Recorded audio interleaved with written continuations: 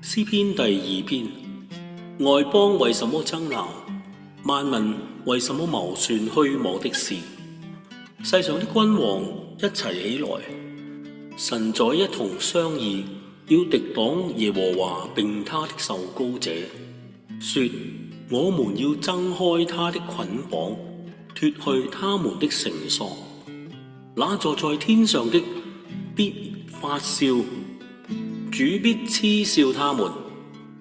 那時他要在怒中責備他們，在烈怒中驚嚇他們，說：我已經立我的君在錫安，我的聖山上了。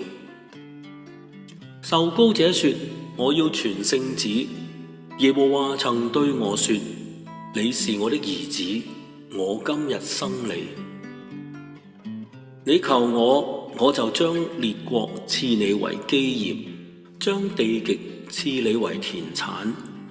你必用鐵杖打破他們，你必將他們如同高漲的瓦器摔碎。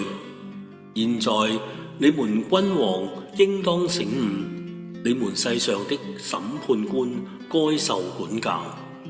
當存敬畏侍奉耶和華，又當存戰兢而快樂。當以嘴親子，恐怕他發怒，你們便在道中滅亡。因為他的怒氣快要發作，凡投靠他的都是有福的。